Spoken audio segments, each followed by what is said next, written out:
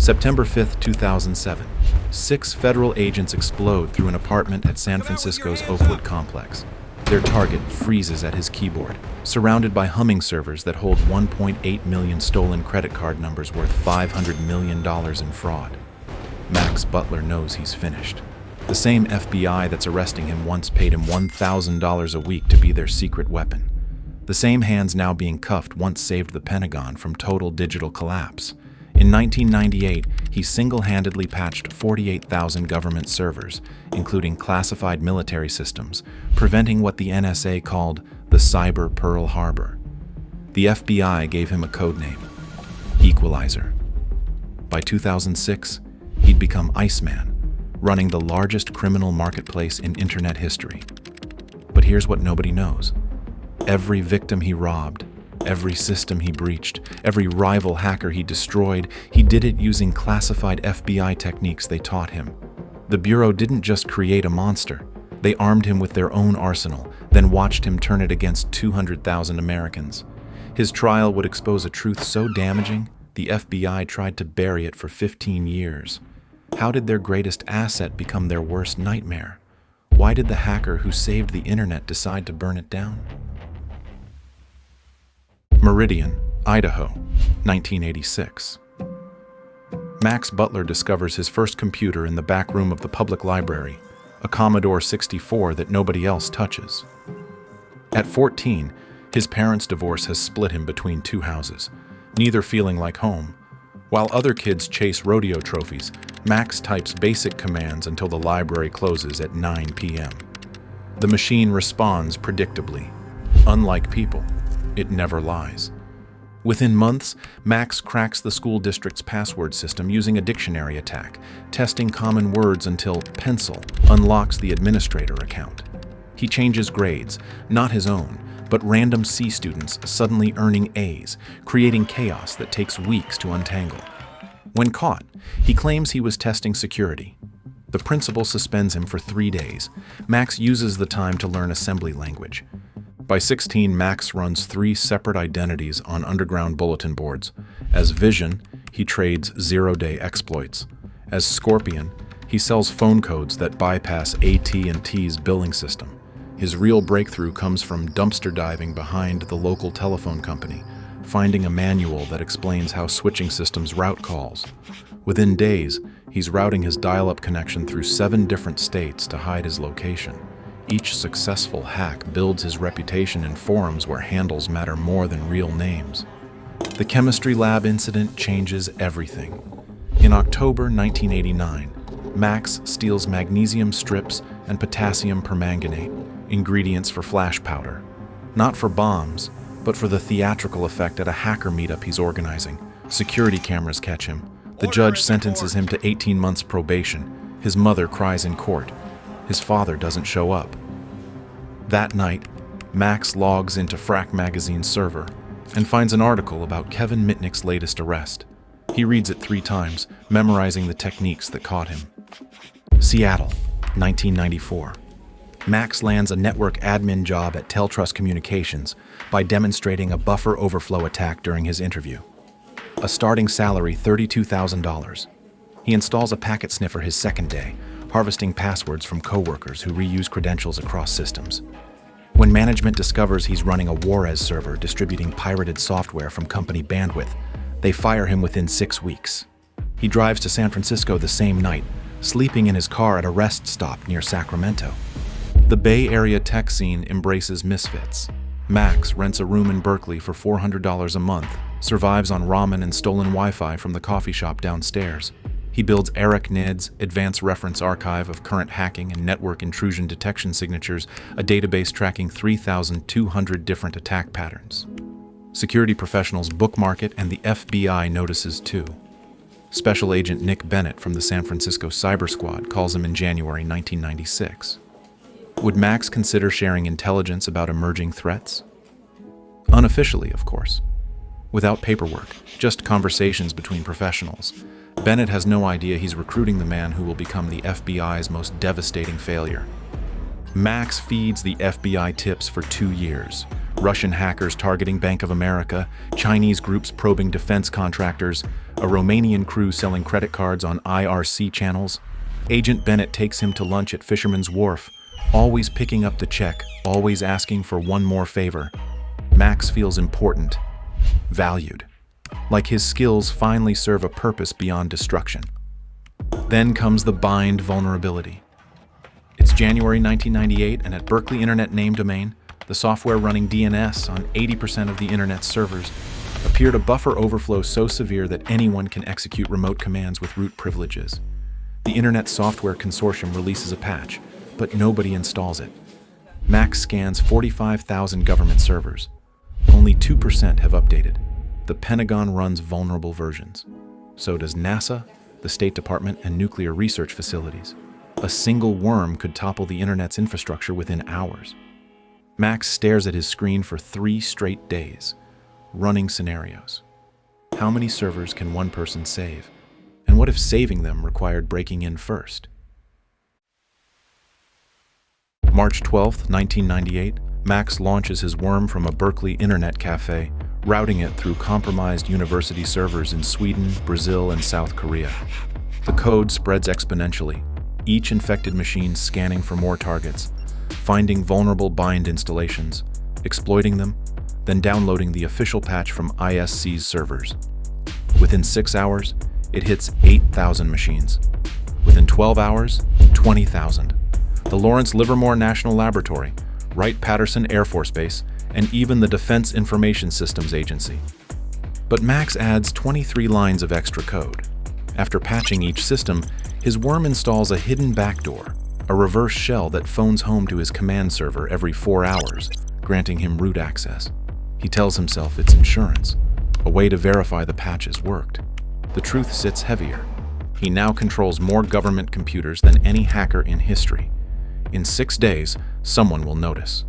In 7 days, his life will never be the same. The Air Force catches the intrusion first. Major Timothy Garrison at Bolling Air Force Base notices unusual traffic patterns at 3 a.m. His intrusion detection system flags multiple connections from the same IP address attempting to download files from an external server. He traces the packets through proxies, through cutouts, following digital breadcrumbs across 3 continents. The trail ends at 2468 Shattuck Avenue, Berkeley, California. Max Butler's apartment. July 2nd, 1998. 3 FBI agents and Major Garrison knock on Max's door at 6 a.m. Max answers in boxers and a t-shirt, already knowing why they're here. He's monitored their investigation through his back doors, watching them trace his steps in real time. Agent Bennett looks personally betrayed. Max offers coffee, but they decline. The search warrant lists 15 computers. Max owns 16, the last one hidden inside a modified PlayStation case. As agents catalog evidence, Max volunteers everything: the vulnerability details, the number of servers patched, 48,000 total, the backdoor code, even his motivations, rambling about preventing cyber-catastrophe while handcuffed to his kitchen table. Agent Bennett interrupts. You had root on classified military systems. You could have started World War III. Max shakes his head. I stopped World War III. Someone else would have found that bug, someone working for a foreign government. The agents exchange glances. Bennett makes a phone call. 20 minutes later, he returns with an offer that sounds like a movie plot. The FBI proposes a deal: become their inside man or face 25 years in federal prison. They need someone who speaks hacker, who can infiltrate crews the Bureau can't touch. They'll pay him $1,000 weekly plus expenses. Max accepts before Bennett finishes talking. They give him a code name pulled from a bad action movie, Equalizer. The irony of that name will become clear only after he's destroyed everything they asked him to protect. His handler will be Special Agent Chris Tarbell, a former Army intelligence officer who talks like a drill sergeant and thinks like a chess player. His first mission is to infiltrate the Inner Circle, a phone freak crew that's been hijacking PBX systems to sell international calling cards. Max creates a new identity, Bishop, and spends 2 weeks building a believable history on underground forums. He offers the crew custom tools, earns trust, gets invited to private channels. Within a month, he's gathered real names, addresses, and evidence of $2 million in telephone fraud. The arrests make headlines, and the inner circle never learns who burned them. DEFCON 6, Las Vegas, July 1998. The FBI sends Max with a concealed recording device and $3,000 in cash. His mission: map the hacker underground's power structure. He plays poker with the L0PHT crew, drinks with the cult of the dead cow, exchanges PGP keys with 63 different hackers. His report runs 147 pages. The Bureau considers it the most comprehensive intelligence ever gathered on the hacker community. Then comes the Tim Spencer assignment. In September 1998, Spencer runs a security consulting firm in San Francisco, completely legitimate, but the FBI suspects he's maintaining backdoors in client systems. They want Max to wear a wire, befriend Spencer at security conferences, and record private conversations. Max knows Spencer. They've shared beers, swapped war stories. Spencer has a wife, 2 kids, and a mortgage. This isn't catching criminals. It's destroying innocence. Max calls a lawyer. The FBI responds with a grand jury subpoena. When Max refuses to testify, they charge him with 15 counts of computer intrusion, conspiracy, and unlawful interception of communications. Each count carries 5 years. Do the math. Why did helping the FBI become his death sentence? And what transforms a fallen informant into the internet's most dangerous identity thief? Federal Correctional Institution, Taft, California. In May 2001, Max enters prison as inmate, assigned to a minimum security dormitory with 70 other inmates.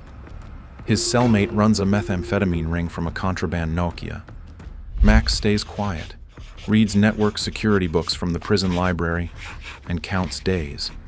547 days total. He walks out January 2003 with 31 years, with 25 gate money and a felony conviction that bars him from legitimate tech jobs. San Francisco, 2003. Max crashes on couches, picks up freelance coding work using fake names, builds websites for cash-only clients. Then he discovers Carter's Market, Dark Market, and Scandinavian carding, forums where stolen credit card numbers sell for $1 to $100 depending on the issuing bank and credit limit. A Wells Fargo Platinum with a $50,000 limit fetches $85. The sellers call themselves vendors. The buyers are rippers, people who convert stolen data into cash through online purchases or ATM withdrawals. Max realizes he understands both sides better than they understand themselves. He adopts a new handle, ICEMAN. Not after the Top Gun character, but because he feels nothing when he steals. No guilt, no fear, just cold calculation. His first hack targets Pizza Hut's point-of-sale systems, poorly secured Windows XP machines running unpatched software from 2001.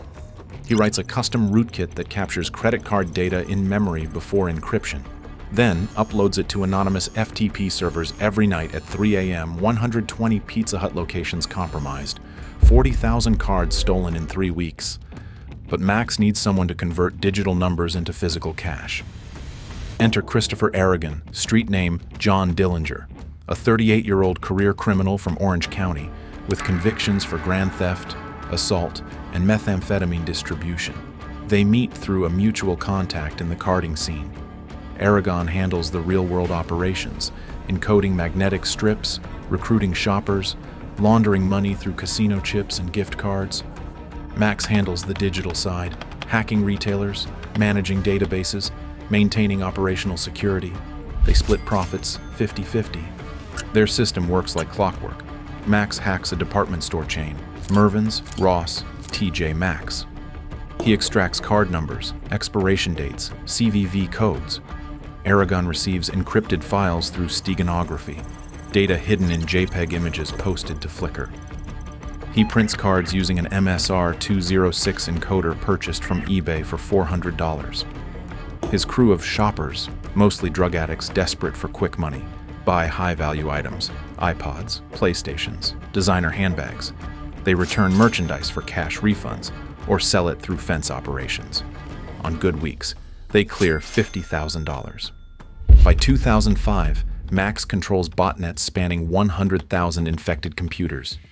He uses them to launch distributed attacks against payment processors, overwhelming security systems while his real intrusions slip through unnoticed.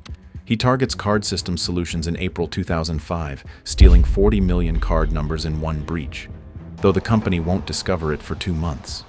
The FBI investigates, arrests 6 people, but never connects it to Iceman. The underground forums frustrate Max. Rival administrators ban him for being too aggressive. Vendors sell already canceled cards. Rippers burn stolen identities on penny anti-frauds instead of maximizing value. He sees inefficiency everywhere. 4 major forums compete for the same 6,000 users, fragmenting the market. If someone consolidated everything, standardized quality, eliminated scammers, they'd own $1 billion shadow economy. Max decides to become that someone. How many rivals can you destroy before one of them destroys you? And what happens when your hostile takeover attracts the attention of enemies you can't see? August 22nd, 2006. Max sits in his Tenderloin studio apartment, temperature pushing 95 degrees from server heat. 16 machines running simultaneously. 4 monitors displaying terminal windows, SQL databases, network traffic. He's spent 3 months planning this operation, identifying vulnerabilities in rival forums. Dark Market uses an unpatched SQL injection flaw. Talkcash stores passwords in plain text. Scandinavian Carding's administrator uses password 123 for root access. Carter Planet runs on a server with default credentials. Max writes custom exploitation scripts for each target. He tests them on virtual machines, refining the code until execution takes under 30 seconds per site. At 4:47 p.m., he initiates the attack sequence. Dark Market falls first. The SQL injection grants database access. He downloads 2,847 user records, then issues drop table commands that delete everything. Talkcash collapses at 5:13 p.m. Scandinavian Carding at 5:41 p.m. Carter Planet fights back. The administrator notices the intrusion, tries to lock Max out, but it's too late. By 6:30 p.m., 4 forums lie in digital ruins. Max sends a mass email to 6,000 stolen addresses. Subject line, Consolidation Notice. The message reads, "Your previous forum has merged with Carter's Market, the premier destination for professional vendors. Your username and password remain unchanged. Disputes from previous forums will be honored. Welcome to the future." He signs it, Iceman, CEO. The underground erupts. Forum administrators scream about theft, betrayal, violations of hacker ethics. Users complain about lost reputation points, interrupted transactions, broken trust networks. Max responds with a 3,000-word manifesto posted to his forum's homepage. He calls the old administrators incompetent custodians and security disasters waiting to happen. He promises Carter's Market will implement PGP encryption for all messages, automated escrow for transactions, and reputation systems backed by cryptographic proof. Professional standards for a professional criminal enterprise. Within a week, Carter's Market processes $100,000 in transactions. Vendors list everything: credit cards, social security numbers, bank logins, passport templates, driver's license blanks, even medical records. Max takes a 2% commission on every sale.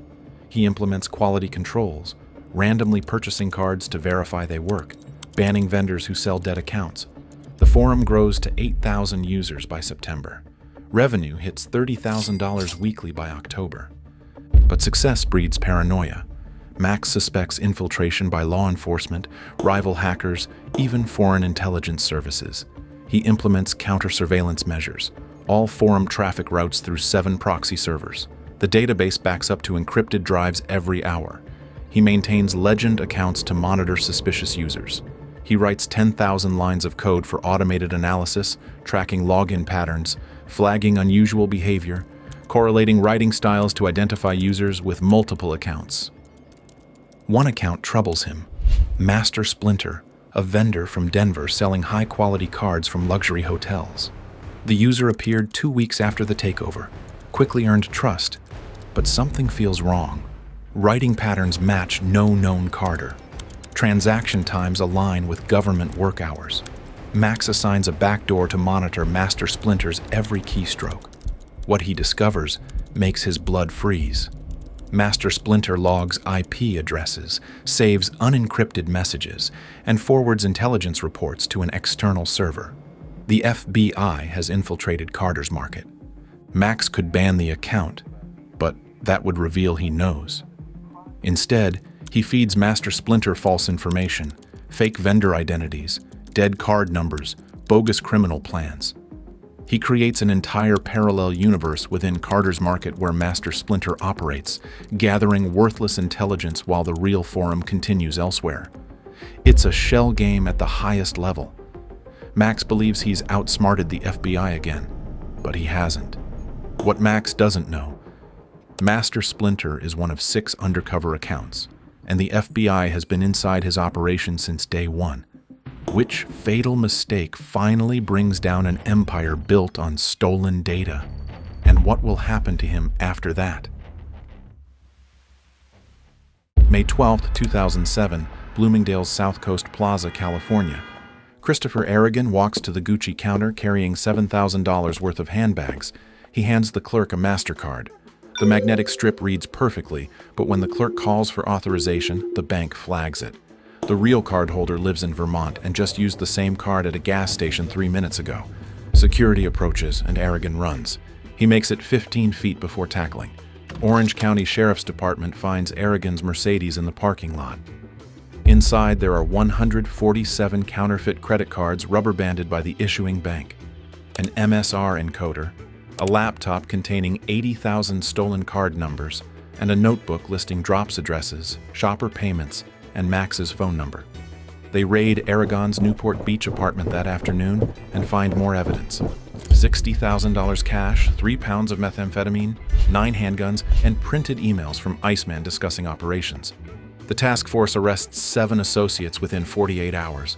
They flip Aragon's wife first. She's been selling stolen goods on eBay, faces 10 years, has 2 children. She gives up everything: Max's safe houses, his girlfriend's name, his coffee shop routines. The Secret Service Electronic Crimes Task Force takes over. They've been hunting Iceman for 2 years. Now they have a face, a location, and a mistake. Max learns about Aragon's arrest from a news article. He destroys his phones, wipes his hard drives with DBAN, packs his servers into a van. But where to run? His bank accounts are frozen. The FBI seized them hours after Aragon's arrest. His fake identities won't survive scrutiny. Every hacker contact might be compromised. He rents a furnished apartment at the Oakwood complex using his last clean identity, Michael Anderson, paying 3 months up front with cash Aragon gave him weeks earlier. The Secret Service obtains a Title III warrant for electronic surveillance of Carter's market. They can't locate the server. Max routes it through bulletproof hosting in Russia, but they can watch traffic. Every user connecting leaves digital fingerprints, IP addresses, browser configurations, typing patterns. Max connects through neighboring Wi-Fi networks, but his operational security has one weakness. He always logs in between 2 p.m. and 4 p.m. Pacific time, always from the same 10-block radius in downtown San Francisco. Special Agent Michael Schuler leads the surveillance team. They narrow the search zone using signal triangulation, identifying Wi-Fi networks Max repeatedly compromises. The Oakwood complex appears on their radar on July 15th. They position agents in surrounding buildings with high-powered antennas, waiting for Iceman to log in. On July 29th, at 2:17 p.m., they detect the signature. 4th floor, northeast corner. They've found him. August 2007. Max feels the walls closing in. He stops eating, drops 20 pounds in 3 weeks. His girlfriend, Charity, finds him staring at walls, muttering about exit strategies. She doesn't know about Carter's market, thinks he's having a breakdown from work stress.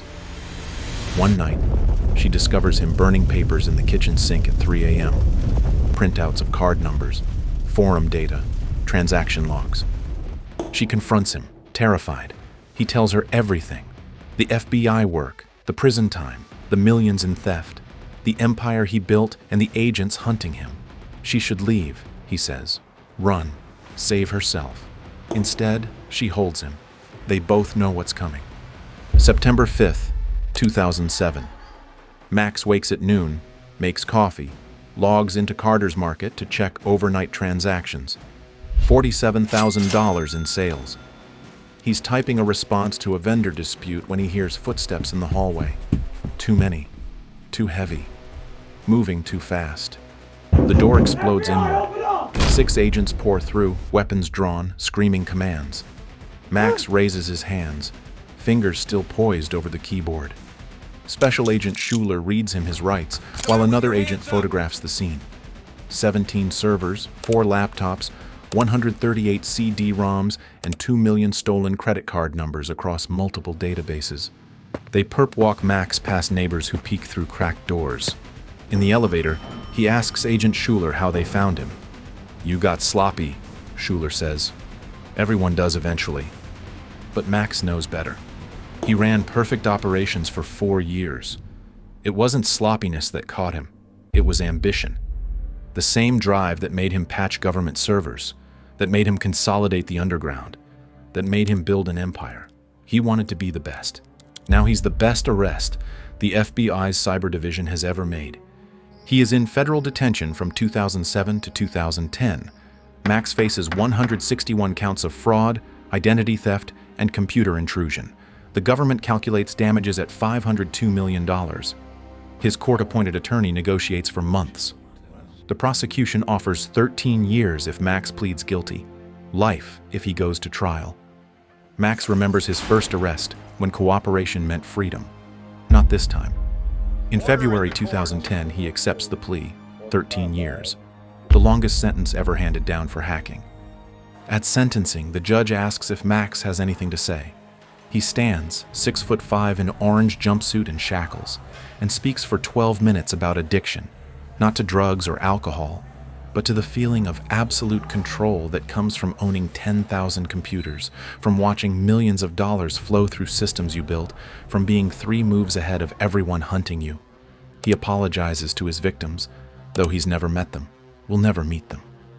Credit card companies absorbed the losses. Insurance covered the fraud. The real victims, he says, are the people who trusted him, Charity, his family, even Agent Bennett, who first believed he could help. The judge sentences him to 156 months. Max serves every day, no early release, walking out of federal prison in 2021 to a world where cryptocurrency has replaced credit card fraud and artificial intelligence commits crimes he couldn't imagine. But here's the question that haunts everyone who worked his case. Was Max Butler a criminal who briefly helped the FBI or an FBI asset who went rogue? The answer might lie in another story, about the hacker who stayed loyal to the Bureau and still paid the price. That's the story of Jeremy Hammond. And if Max's tale disturbed you, Hammond's will make you question everything about justice in the digital age.